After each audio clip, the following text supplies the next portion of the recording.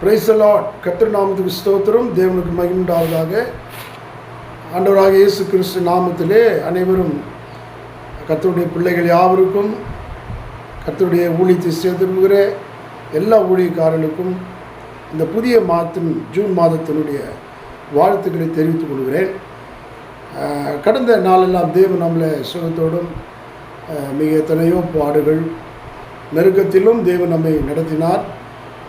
கர்த்தருக்கு ஸ்தோத்திரம். தொடர்ந்து தேவன் தாமே இந்த புதிய மாதம் 1ஆம் தேதி இந்த 6வது மாதத்தில் கர்த்தர் நம்மளை காண உதவி செய்தார். எத்தனை விதமான தேவைகள், போராட்டங்கள், எத்தனை விதமான சூழ்நிலைகளோட நெருக்கத்திலும் தேவன் நம்மை நிச்சயமாக கைவிடாமல் நம்மை நடத்தி வந்தார். அன்புக்குரிய தேவ பிள்ளைகளே, இந்த நாளில் கூட கர்த்தர் இந்த மாதத்தில் நீங்கள் செய்ய போகிற எல்லா கர்த்தருடைய ஊழியத்திலும், நீங்கள் கர்த்தருடைய ஊழியத்தை செய்து வருகிற ஒவ்வொரு ஊழியக்காரனுடைய குடும்பத்தையும் கைட்டு செய்கிற எல்லா வேலைகளையும் தேவன் தாமே இந்த மாதத்திலே ஆண்டவர் இன்னும் கூட ஆண்டவர் தாமே ஆசீர்வதிப்பராக. கர்த்தருடைய நன்மை கிருபை இவரை நிச்சயமாய் தொடரும். இந்த நாளில் கூட இந்த புதிய மாதத்துக்கு உண்டான வாக்குத்தத்தமான வசனம் என்னவென்று சொன்னால், லூக்கா 18ஆம் அதிகாரத்தில் 7வது வசனத்தில் நாம் இந்த மாதத்துக்கு உண்டான முன் செல்லும் வாக்கியம். இங்கே ஆண்டவராக இயேசு கிறிஸ்து சொல்லுகிறார், அந்தபடியே தேவன் தம்மை நோக்கி இரவும் பகலும் கூப்பிடுவர்களாகிய தம்மால் தெரிந்து கொள்ளப்பட்டவர்களின் விஷயத்தில் நீடிய பொறுமை உள்ளவராயிருந்து அவர்களுக்கு நியாயம் செய்யாமல் இருப்பாரோ? நம்முடைய ஆண்டவராக இயேசு கிறிஸ்து சொல்லுகிறார், அவர் நியாயம் அவர்களுக்கு செய்யாமல் இருப்பாரோ? அப்போ தேவன் நமக்கு நியாயத்தை செய்கிறவர். நம்முடைய ஆண்டவர் நீதி உள்ள நியாயாதிபதி. தம்மை நோக்கி கூப்பிடுகிற யாவருக்கும் அவர் நியாயம் செய்கிறவர். அதாவது இரவும் பகலும் அவர் சொல்கிறார், அந்தபடியே தேவன் தம்மை இரவும் பகலும்.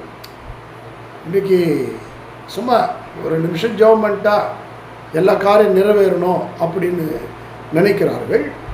ஆனால் தேவ சமூகத்தில் நாம் பாரத்தோடு கூட இரவும் பகலும் நம்ம கூப்பிடக்கூடிய விஷயத்தில் தான் அவர் சொல்கிறார், தம்மால் தெரிந்து கொள்ளப்பட்டக்கூடிய விஷயத்தில் ஆண்டவர் என்ன பண்ணுறாரு, நீடிய பொறுமையுள்ளவராக இருந்து நியாயம் செய்யாமல் இருப்பாரோ?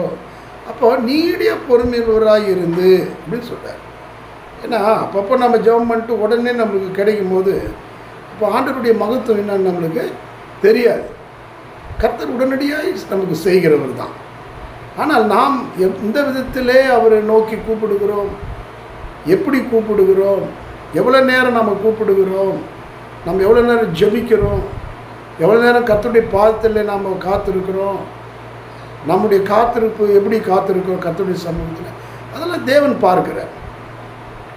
இன்றைக்கி கொஞ்ச நேரம் ஜெபம் பண்ணிட்டா உடனே அவர் ஆண்டவரை நம்ம செஞ்சிடணும், அப்படி கிடையாது. அவர் செய்கிறவர் தான். ஆனால் அவர் நியாயம் கண்டிப்பாக செய்வார். இங்கே ஏன் இந்த சம்பவத்தை அவர் சொல்கிறாருன்னா, சோர்ந்து போகாமல் எப்போதும் ஜெபம் பண்ண வேண்டும் என்பதற்காக. அதாவது இரவும் பகலும் சோர்ந்து போகாமல் இரவும் பகலும் நீ கர்த்தரை நோக்கி கூப்பிடணும், ஜெபிக்கணும் அப்படின்னு சொல்ல வர ஒரு உதாரணம். அங்கே உதாரணத்தை சொல்ல, ஒரு பட்டணத்தில் விதவை இருந்தார். அந்த பட்டணத்தில் ஒரு நியாயாதிபதி இருந்தான். அந்த விதவை ஒரு காரியத்துக்காக அந்த பட்டணத்தில் ஒரு நியாயாதிபதி, அந்த நியாயாதிபதி பொல்லாதவனாக இருந்தான் இல்லையா, தேவனுக்கு பயப்படாதவனாக இருந்தான். அப்படிப்பட்ட அந்த அநீதி உள்ள நியாயாதிபதியிடத்தில் இந்த அருமையான விதவை இல்லையா போயிட்டு அடிக்கடி அந்த அநீதி உள்ள நியாயாதிபதிகிட்ட முறையிடுறான், எனக்கு எப்படி ஆகிய விஷயத்தில் எனக்கு நியாயம் செய்யணும் அப்படின்னு. ஒருவேளை அங்கே வீட்டுக்காரர் விட்டுட்டு போயிருக்கிறாரு, பல பிரச்சனைகளோடு இருந்திருக்கலாம், ஒரு கடன் வாங்கி கூட போயிருக்கலாம். ஆனால் அந்த பட்டணத்தில் இவள் என்ன பண்ணுறா, அந்த நியாயப்பட்டு ஒவ்வொரு நாளும் அந்த அநீதி உள்ள நியாயாதிபதியுடைய வாசலில் போயிட்டு எப்போதும் கூப்பிட்டு கொண்டிருப்பான். அப்படி அதிக நாட்கள் கூப்பிடும்போது பாருங்கள், அவன் மனுஷனு மதிக்காத உள்ள நியாயாதிபதி. தேவ பயம் கிடையாது, தேவனுக்கு பயப்படாதவன், மனுஷனை மதிக்காத ஒரு நியாயாதிபதி. ஆனால் ஒரு நாள் அவன் தூங்கும்போது அந்த வாசல் இருக்கிற அந்த விதவியை பார்த்து, என்ன இந்த அம்மா சும்மா அடிக்கடி வந்து சும்மா தொந்தரவு கொடுக்குறதே, சரி அப்படி என்ன தான் பண்ணுறது, இனிமேல் வந்து அவள் என்னை அலட்டாதபடிக்கு அவளுக்கு நம்ம நியாயத்தை செஞ்சுருவோம். அவள் போயிட்டு நிற்கிறா. அந்த அநீதி உள்ள நியாயாதிபதி இந்த விதவிக்கு அந்த நியாயாதிபதி என்ன பண்ணுறாருன்னா நியாயம் செய்கிறார். அங்கே என்ன சொல்கிறப்ப, அந்த விதவை என்னை எப்போதும் தொந்தரவு செய்யாதபடியினால் தொந்தரவு செய்கிறபடினால் இவள் அடிக்கடி வந்து என்னை அலட்டாதபடிக்கு இவளுக்கு நியாயம் செய்ய வேண்டும் என்று தனக்குள்ளே சொல்லி கொண்டிருந்தான் என்றார். அப்போது பின்னும் கர்த்தர் அவர்களை நோக்கி, பாருங்கள், இந்த அநீதி உள்ள நியாயாதிபதியே இல்லையா சொல்வதை சிந்தித்து பாருங்கள். அப்போ மனசு நினச்சா, இனிமேல் வந்து என்னை என்ன பண்ணக்கூடாது, இந்த விதவை அலட்டக்கூடாது, தொந்தரவு செய்யாதபடி நான் அவளுக்கு நியாயத்தை செஞ்சிருவோம் அப்படின்னு. இப்போ அநீதி உள்ள நியாயாதிபதியே அப்படி செய்யும் பொழுது நம்முடைய கர்த்தர் நீதி உள்ள நியாயாதிபதி. இப்போ என்ன விஷயம்னா, ஒரு உலகப்பிரகமாக அநீதியான ஒரு மனுஷனையே தொந்தரவு கொடுக்கும்போது நியாயம் செஞ்சிறான்னு சொன்னால், நம்முடைய நீதி உள்ள நியாயாதிபதி நம்முடைய ஆண்டவர் இயேசு கிறிஸ்து கண்டிப்பாக அவரை நோக்கி கூப்பிடுகிற யாவருக்கும் அவர் நியாயத்தை செய்வார். அதாவது அவர் சொல்கிறார், இரவும் பகலும் கூப்பிடுகளுடைய தம்மால் தெரிந்து கொள்ளப்பட்டவருடைய விஷயத்தில் நீடிய பொறுமையுள்ளவராயிருந்து அவர்களுக்கு நியாயம் செய்யாதிருப்பாரோ, அடுத்த வசனத்தில் பார்க்கிறது, சீக்கிரத்தில் அவர்களுக்கு நியாயம் செய்வார் என்று உங்களுக்கு சொல்லுகிறேன். அன்புக்குரியவர்களே, இந்த மாதத்தில் இந்த வசனத்தை தியானிக்கும்படி கர்த்தர் எனக்கு செய்தார், இந்த வார்த்தையை எனக்கு கொடுத்தார். அன்புக்குரிய அருமையான தேவனுடைய ஊழியக்காரர்களே, தேவனுடைய பிள்ளைகளே, சபை விசுவாசிகளே, இரவும் பகலும் நாம் கர்த்தரை நோக்கி கூப்பிடும்போது நிச்சயமாக நம்முடைய விஷயத்தில் ஆண்டவர் என்ன பண்ணுவார், நமக்கு ஜெபத்தை கேட்டு கண்டிப்பாக நியாயம் செய்வார். அவர் நீடிய பொறுமையுள்ளவராக இருந்து அவர் நியாயம் செய்வார்னு சொல்லப்பட்டிருக்குது. ஆனால் உடனடியாக செய்யக்கூடிய தேவன். ஏன் அவர் நீடிய பொறுமையுள்ளவர்னா, நீ எந்த விதத்தில் இரவும் பகலும் எப்படி நீ ஜெபம் பண்ணுற, இந்த ஜெபத்தில் அவசரப்படுறியா, இல்லை ஆண்டவரே உங்களுக்கு சித்தமானால் இந்த காரியத்தை நீ செய்யும் ஆண்டவர், நான் காத்திருக்கிறேன், நீ நிச்சயமாக நியாயம் செய்வீர்.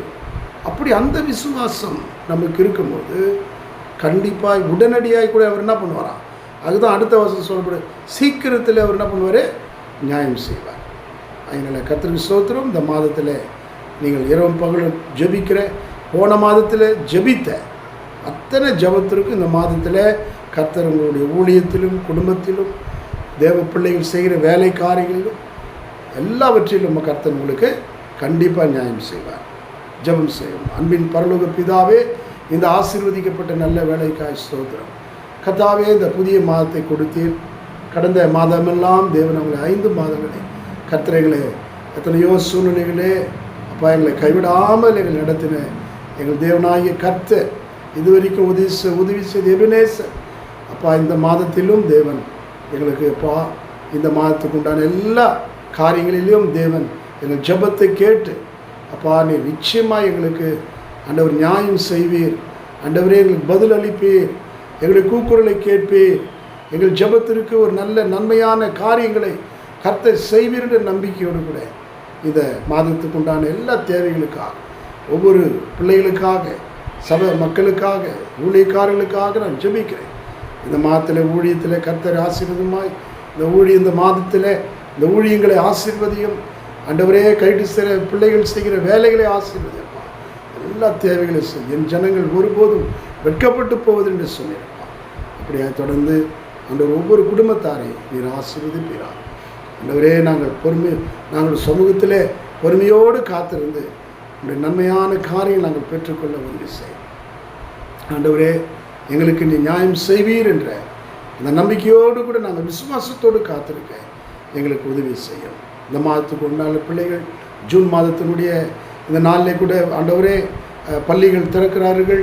படிக்கிற எல்லா பிள்ளைகளுடைய தேவைகள், யூனிஃபார்ம் மற்றும் ஆண்டவரே அவர்கள் நோட்டு புஸ்தகம் வாங்கணும், ஃபீஸ் கட்டணும், எத்தனையோ தேவைகள் உண்டப்பா.